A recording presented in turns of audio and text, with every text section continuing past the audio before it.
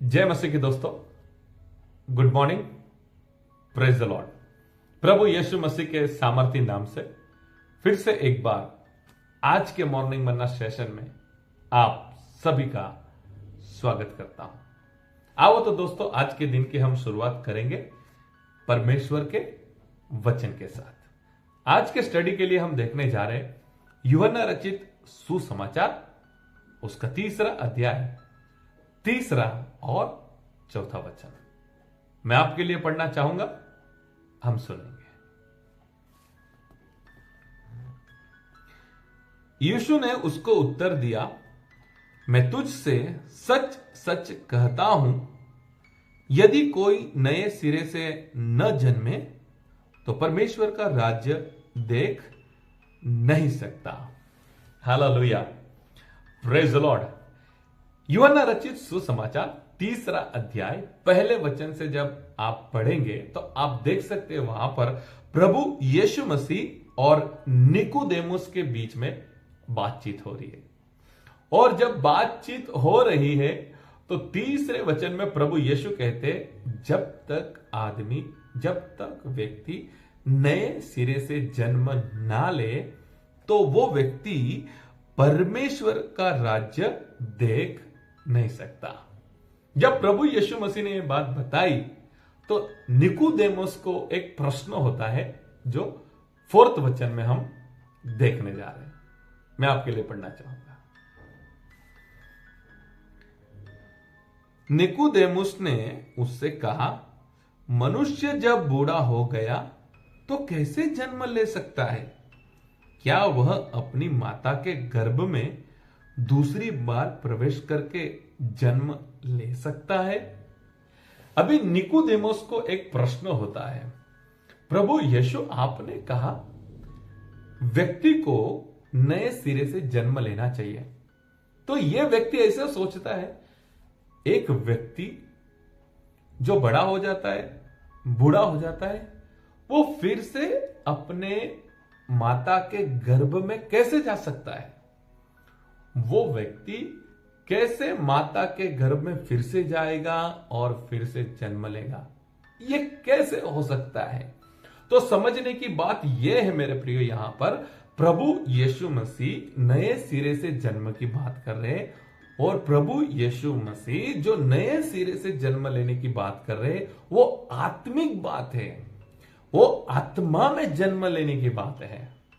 और यहां पे निकोदेमुस जो बात को समझ रहा है वो इस रीति से समझ रहा है, शरीर में जन्म लेने की बात। यानी ये ऐसा सोच रहा है, मैं फिर से मेरे माता के गर्भ में जाऊंगा, फिर से जन्म लूंगा। ये नहीं हो सकता है। कैसे हो सकता है?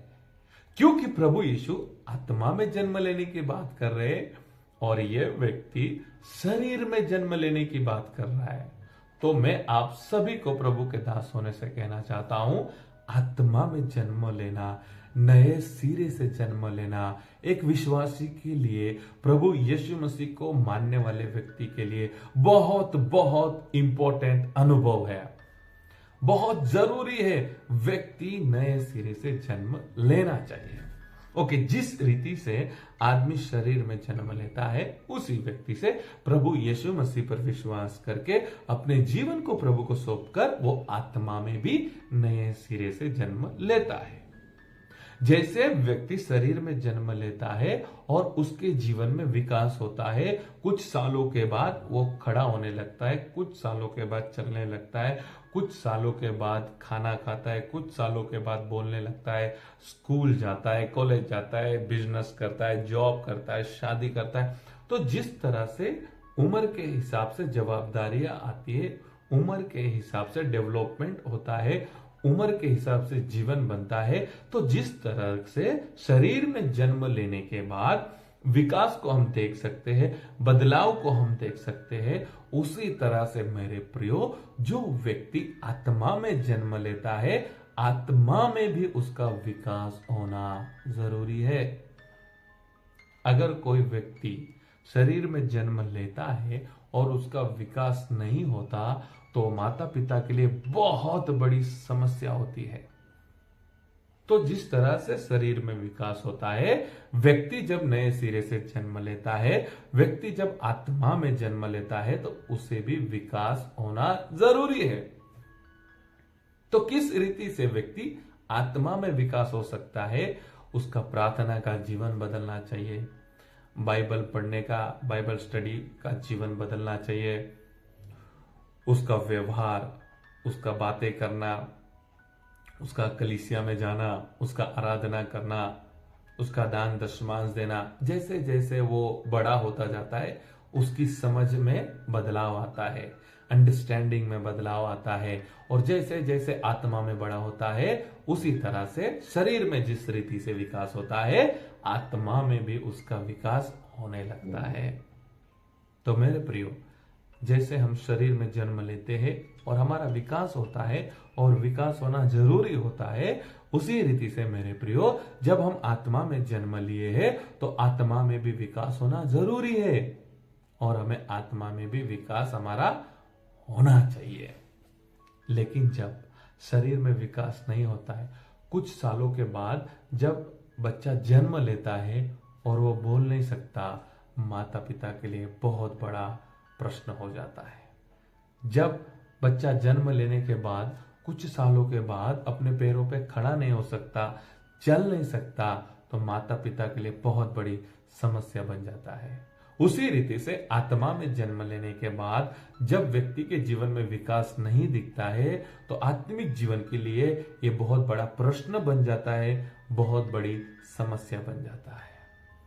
इसी रीति से जब आत्मिक जीवन में आपने प्रवेश किया है, जब आपने प्रभु यीशु मसीह पर विश्वास किया है, जब आपने नए सिरे से जन्म लिया है, जब आपने आत्मा में जन्म लिया है, तो आपको उसी दिशा में ग्रोथ करना है, आपको डेवलपमेंट आपके आत्मिक जीवन में दिखाना है, आपके जीवन में विकास होना चाहिए, लोगों को दिखना चाहिए इस व्यक्ति में बदलाव है, ये पहले जैसा नहीं है, इसका बोलना बदल गया है, इसका जीवन बदल गया है, और ये साबित करता है ये व्यक्ति पहले जैसा नहीं रहा, ये व्यक्ति ने नए सिरे से जन्म लिया है, ये व्यक्ति आत्मा में जन्म लिया हुआ व्यक्ति है।